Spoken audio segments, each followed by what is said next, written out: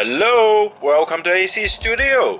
Today we're gonna look at the latest release by McFarlane Toys on the Batman Batmobile. You know, for people like in my generation, I remember I watched the 1989 movie when I was very young, and since then Michael Keaton Batman and this Batmobile has been embedded on my mind, and I always consider this as the best Batmobile in my opinion.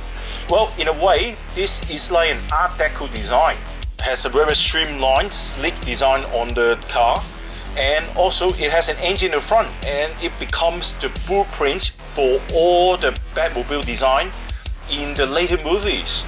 And only recently I realized, oh wow, Michael Keaton's back, you know, to be the Batman. And he's wearing a modernized 1989 Batman costume.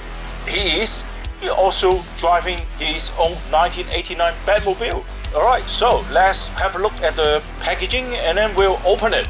And by the way, this is not the McFarlane Toys Batmobile. That is the Batman Return Batmobile.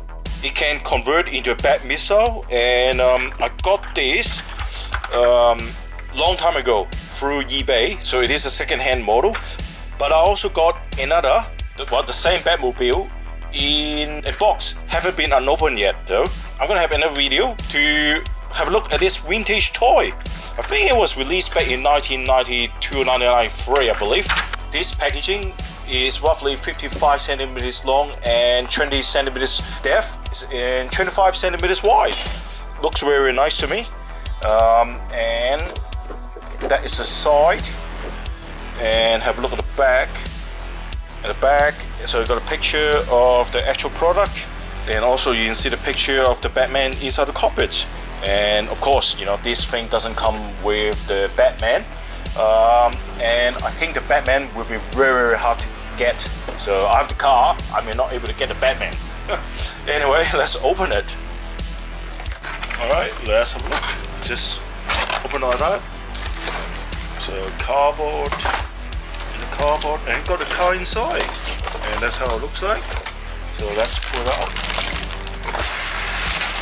and it was packed like this, and the wings coming separately, so you have to put it back together, which is pretty easy, I believe.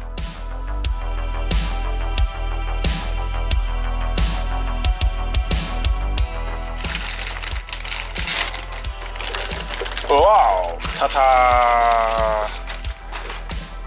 Wow, okay. Now that's huge.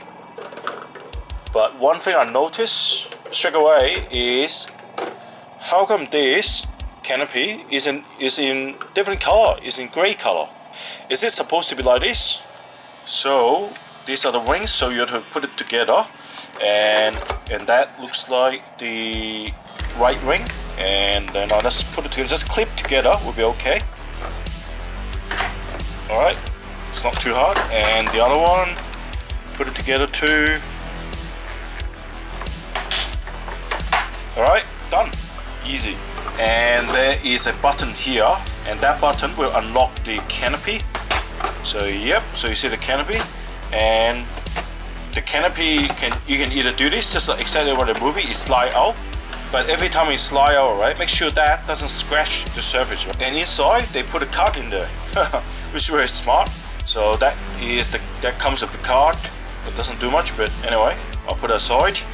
In terms of length, the Batmobile is roughly 22 inches long to the tip of the wing, so that roughly 60 centimeters long. So it is a very long model. I'm able to find one McFarlane figure which I haven't put aside yet, so you can see the general size comparison of the figure, and another view of the side to side comparison. Looks like the right size, which is good. So this is how it looks like, and the gray canopy definitely is an issue here. I don't know why it was made gray. It doesn't make sense. It looks unfinished to me. And this is the side detail, and I think this is the air intake. The details are generally okay, it's not too bad. This is just a very simple design anyway, very sleek, so it doesn't have much details, but you definitely can see the details of the mesh, which looks really nice, and a bit of details here. I think the painting looks really nice as well, the silver painting. The air intake as well. So if you look inside, you see the mesh in there as well. Looks pretty good. So it is actually quite detailed in this scale, which is good. And on the wheels, so you got a nice detail on the rim, you know, details on the wheels, pretty nice, you know. And this is soft plastic, so the wheel itself, the tire itself is soft plastic. So you also got the patterns on the tires, so which is really nice. So you can see the details on the tires. That looks really nice. The wheels can roll really well. It is very smooth, so that's no issue with it. Pretty nice, I like it. The wing details looks really nice. And then let's have a look at the back. Well, the lights is it's not very nice. I mean, at least give us a transparent, you know, plastic on the lights, but this is just purely a flat red paint. So I think the detail on the lights are really bad. You know, for such a large scale model as well, you shouldn't really, you know, provide kind of like Hot Wheels style, you know, lights. And you can see the jet exhaust, which is painted in a metallic color, which is really nice. And then inside, it doesn't really have any details. Yep, but okay. The 4 exhaust pipes next to it, which I think the details aren't very impressive either. Exhaust louvers in there as well, which also paint in different colors. It is in the same color as the exhaust here. You can see the detail on the mesh on the top as well. Canopy, as I said again, not the right color. Another thing is that canopy cover looks really big. You know, that window's supposed to be a little bit smaller, so proportionally it doesn't look right. And on the top details, this should be the machine gun. I remember, you know, in the very first movie, this thing comes up and, you know, it got 2 machine guns on it.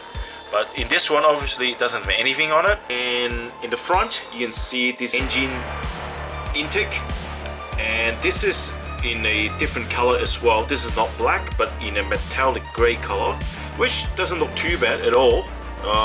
And then here we can see the lights again. It doesn't come with the transparent piece, so it just looks like it looks almost like a sticker. But of course it is, you know, a plastic in paint in yellow color, but it doesn't look realistic at all. So, but anyway, the front looks good always. Yep.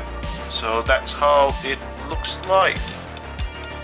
This is the bottom details of the Batmobile. So it's just ordinary, nothing special, you know, like, to be honest, no one's gonna look at the bottom anyway. In the middle, it got a Batman sign, that's it. Yep, nothing really special. And I think that is all related to the external details. And now let's have a look at the cockpit. As I mentioned before, you press this button, and then the cockpit will come out. So you can either slide it out, or you can even open it like that. Just open it like that. But I don't think anybody will like to do that anyway. So all the details in the cockpit are painted in silver color, and the steering cannot be rotated whatsoever. So you just like that. That's it. It's just fixed piece. And the details looks okay. It doesn't look too bad.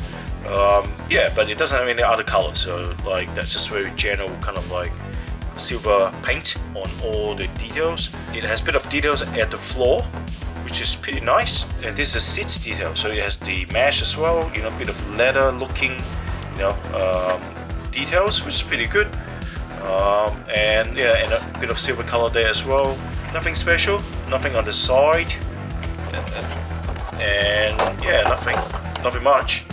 So it's just a very decent looking cockpit. Unfortunately, I do not have a McFarlane, you know, Michael Keaton Batman figure. It's not out yet. The only way I could test out putting Batman inside the cockpit is using one of these you know, previous McFarlane figure that I got. Alright, let's have a try putting it inside. I believe this figure is actually more muscular than the Michael Keaton figure, but anyway, I'll have a try and see how it is like, whether it's easy to put in or not. It'll be good if it can fit different Batman figures. So let's have a try. Alright.